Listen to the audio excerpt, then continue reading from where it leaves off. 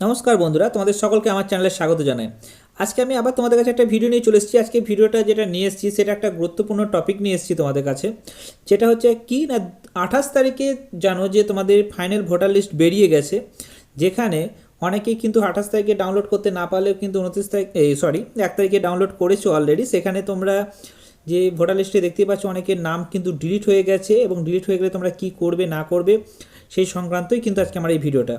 এবং এখানে যে কোড দেখবে যে অনেক ক্ষেত্রে ডিলিট হয়ে গেলে সেক্ষেত্রে তোমাদের পাশে একটা কোড দেখা যাচ্ছে, এখানে দেখতে পাচ্ছ এখানে একটা পাশে একটা কোড রয়েছে। যে কোডটা রয়েছে সেটা হচ্ছে কিউ, এবং তার পাশে আরেকটা যেটা বলবো তার পাশে আরেকটা দেখতে পাচ্ছ কোড রয়েছে, সেখানে কোড রয়েছে ই। অর্থাৎ এখানে দেখতে পাচ্ছ অনেকের ক্ষেত্রে কারোর ক্ষেত্রে কী আছে না কিউ কোড আছে, কারোর ক্ষেত্রে ই কোড আছে, এসবগুলো দেখতে পাচ্ছ তোমরা। এবং এই যে কোডগুলো রয়েছে সেই কোডগুলোই কী সেসব সম্পর্কে আজকে কিন্তু তোমাদের আমি এই ভিডিওতে তোমাদেরকে বলবো। এবং এই ভিডিওটা প্রথম থেকে তাই শেষ পর্যন্ত দেখবে, কিন্তু না দেখলেই কিন্তু তোমরা অনেক কিছু মিস করবে। তাই ভিডিওটা প্রথম থেকে শেষ পর্যন্ত দেখো এবং অনেক কিছু জানতে পারবে। অনেক ক্ষেত্রে দেখতে পাচ্ছ যে ভোটার লিস্টের ক্ষেত্রে এখানে দেখতে পাচ্ছ যে অনেক ক্ষেত্রে এখানে ডিলিটেড বলে লেখা রয়েছে, ই লেখা রয়েছে বা এখানে কিউ লেখা রয়েছে, আরও অনেক কিছু কোড আছে, সেই সব কোডটি কিন্তু আজকে তোমাদের বলবো। আবার অনেক ক্ষেত্রে দেখতে পাচ্ছ যে আন্ডার অ্যাড জুডিকশনের আন্ডারে রয়েছে, এই আন্ডার অ্যাড জুডিকশন যেটা তোমাদের এটা কি সেটাও কিন্তু আজকে আমি তোমাদের কাছে তুলে ধরবো। এখানে তোমাদের কাছে দেখতেই পাচ্ছ আমি তোমাদের কাছে একটা স্যাম্পল দিচ্ছি। এখানে যেখানে দেখতে পাচ্ছ এখানে তোমাদের ক্ষেত্রে নাম দেওয়া হচ্ছে, একজনের নাম আছে, তার নাম হচ্ছে যে ধরো রমা বিশ্বাস, এবং তার পিতার নাম হচ্ছে রমা বিশ্বাস। তার ক্ষেত্রে কিন্তু অ্যাপ্রুভ হয়ে গেছে, বা সমীর সাহা নিজস্ব নাম এবং তার নামটাও কিন্তু এখানে অ্যাপ্রুভ হয়ে গেছে। এবার ধরো কোনো কারণে রামদাস লেখা রয়েছে তার পিতার নাম বা স্বামীর নাম, সেক্ষেত্রেও কিন্তু তার ডিলিট রয়েছে, যে এখানে ই লেখা আছে পাশে, এবং তার পাশে দেখো কোনো ক্ষেত্রে আর লেখা থাকতে পারে, বা কোনো ক্ষেত্রে কিউ লেখা থাকতে পারে, বা কিউ আবার এস থাকতে পারে, আবার এম থাকতে পারে। অর্থাৎ ডিলিটের পাশে কিন্তু 5 রকমের তোমাদের সংকেত কিন্তু দেখা যাবে। সেই সংকেতগুলো কি না কি সেটাই কিন্তু আমি তোমাদেরকে বলবো। এবং তারপরে নিচের ক্ষেত্রেও কিন্তু আন্ডার অ্যাড জুডিকশনের আন্ডারেও থাকতে পারে। এবার যেটা বলবো যে এখানে ডিলিটে যে দেখতে পাচ্ছ প্রত্যেকটা ই, এখানে যদি কোনো কারণে ই লেখা থাকে তাহলে সেটা জানবে যে ই লেখা মানে হচ্ছে সে মৃত, অর্থাৎ সে কিন্তু মারা গেছে, তার জন্য তার নামটা সেখান থেকে বাদ দেওয়া হয়েছে। যদি এস থাকে, এস মানে হচ্ছে স্থানান্তরিত, অর্থাৎ কোনো জায়গা থেকে যদি কেউ অন্য জায়গায় চলে গেছে সেক্ষেত্রে কিন্তু অর্থাৎ একজন ভোটারের ডাবল ভোটার কার্ড থাকে, সেক্ষেত্রে কিন্তু তার একটা বাদ যাবে, সেক্ষেত্রে এই নামটা কিন্তু স্থানান্তরিত হিসেবে গণ্য করা হচ্ছে, সেই জন্য এটা করা হচ্ছে। এবার এটা যেমন স্থানান্তরিত বলতে তুমি ধরো এক জায়গায় ছিলে সেখান থেকে আরেক জায়গায় গিয়েছো, সেক্ষেত্রে কিন্তু একটা নাম বাদ যাবে, সেটা হচ্ছে স্থানান্তরিত। কিন্তু একজনের ক্ষেত্রে যদি ডাবল যদি দু জায়গায় থাকে তাহলে সেক্ষেত্রে কিন্তু একাধিকবার যদি অন্তর্ভুক্ত করা থাকে সেক্ষেত্রেও কিন্তু নাম বাদ যাবে, যেটার পাশে লেখা থাকবে আর। এম যদি থাকে তাহলে অর্থাৎ সেটা হচ্ছে যে নিখোঁজ, অর্থাৎ কি না সে তার বাড়িতে কোনো কারণে ডাক গিয়েছিল বা সেক্ষেত্রে তার কোনোরকম কোনো রেসপন্স আসেনি, সেটা হচ্ছে যে তোমার নিখোঁজ, সে তার পাশে লেখা থাকবে এম। এবং কিউ যদি থাকে সেটা হচ্ছে যোগ্য নয়, অর্থাৎ সে কোনো রকম কোনো কিছু ভ্যালিড কাগজপত্র দেখাতে পারেনি, অর্থাৎ তাকে যে কাগজপত্র চাওয়া হয়েছিল সেই কাগজপত্র সে কিন্তু পুরোপুরি দেখাতে পারেনি, যার জন্য তাকে ডিলিট করা হয়েছে। অর্থাৎ এই সবগুলো কিন্তু তোমরা তোমাদের যে যদি কারোর ডিলিট হয়ে থাকে তাদের ক্ষেত্রে কিন্তু তাদের পাশে এই সবগুলো দেখেই কিন্তু তোমরা বুঝতে পারবে যে তোমাদের কী জন্য নামটা ডিলিট হয়েছে। এরপর যদি কোনো কারণে অ্যাপ্রুভ থাকে তাহলে সেক্ষেত্রে কিন্তু নামের পাশে কিছু মন্তব্য থাকবে না, জাস্ট সিরিয়াল নাম্বার থাকবে, আর কোনো কিছু থাকবে না। অর্থাৎ সেক্ষেত্রে কিন্তু তোমার কোনো রকম কোনো কোড এখানে ইউজ করা যাবে না। যাদের ক্ষেত্রে কোনো রকম কোনো প্রবলেম নেই তাদের ক্ষেত্রে কিন্তু কোনো কিছু লেখা থাকবে না। এবার আন্ডার অ্যাডজুডিকশনের আন্ডারে যেটা হচ্ছে বিচারাধীন যেটা বলা হচ্ছে, সেক্ষেত্রে কিন্তু দুটো জিনিস হতে পারে। অর্থাৎ কি এখানে যে ফাইনাল লিস্টটা বেরিয়েছে সেই লিস্টটাতে কী হচ্ছে, নথি এখনও পর্যন্ত কিন্তু পরীক্ষা চলছে, তার কারণ তোমরা ভালো করেই জানো।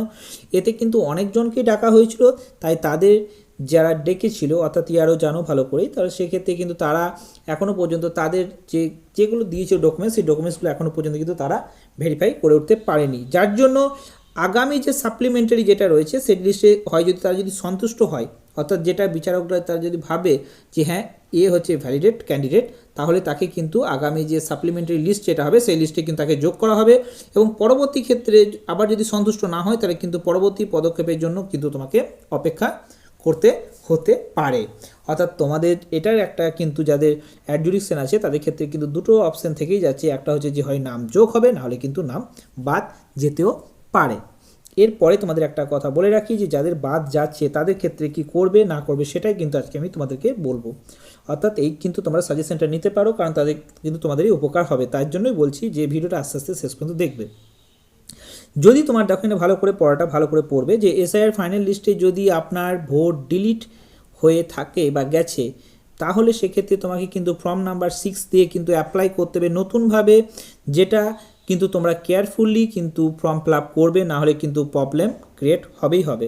যেখানে বাবা দাদুর কারো নাম যদি 2002 লিস্টে নেই, সেক্ষেত্রে কিন্তু মায়ের দিক থেকে তুমি মায়ের বাবার নাম দিয়ে কিন্তু তোমাকে ফর্ম ফিল আপ করতে হবে, কিন্তু সম্পর্ক যে জায়গাটা আছে সেই সম্পর্কের জায়গাটা কিন্তু তোমাকে কি ম্যাটেরিয়াল গ্র্যান্ডফাদার সেটা কিন্তু লিখতে হবে, বা প্যাটার্নাল গ্র্যান্ডফাদার, এসব কথাগুলো কিন্তু বাবার বাবা হলে কিন্তু প্যাটার্নাল গ্র্যান্ডফাদার, এবং মায়ের যদি বাবা হয় তাহলে সেক্ষেত্রে ম্যাটার্নাল গ্র্যান্ডফাদার কথাটা লিখতে হবে। অর্থাৎ এইগুলো কিন্তু তোমাকে লিখতে হবে, না লিখলে কিন্তু সেক্ষেত্রে আবারও কিন্তু এখান থেকে বাদ হয়ে যাওয়ার চান্স একটা থেকে যাবে।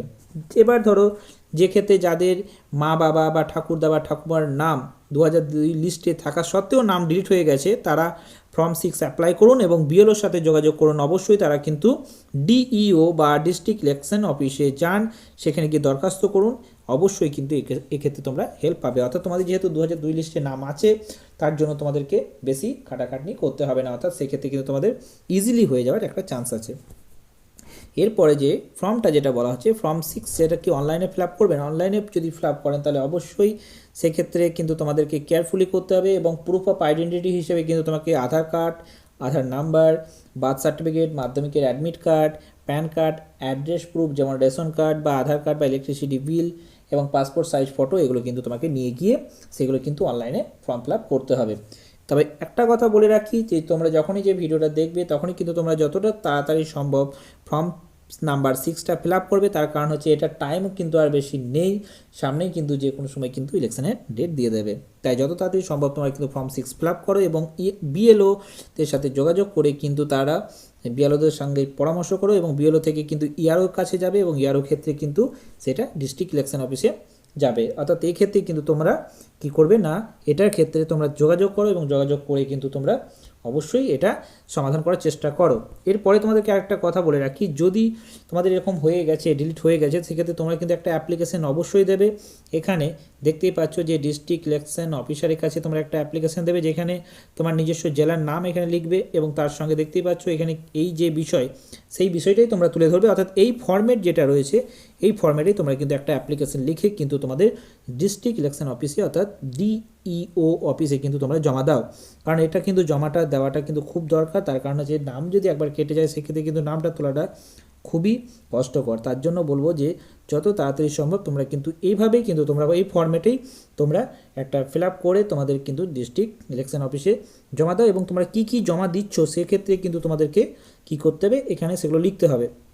অর্থাৎ তোমাদের যে এনুমারেশন ফর্ম যেটা দিয়েছিল প্রথমে, সেই ফর্মটা তোমরা এখানে দেবে একটা, তার জেরক্স কপি দেবে, এবং তার সঙ্গে তুমি কী ফর্ম তুমি আরও কী দিচ্ছ জেরক্স, সেই জেরক্সগুলো কিন্তু এখানে সব কিছু লিখে দিয়ে তারপর সেটা অ্যাটাচ করে কিন্তু তোমাদের ডিইও অফিসে জমা দেবে।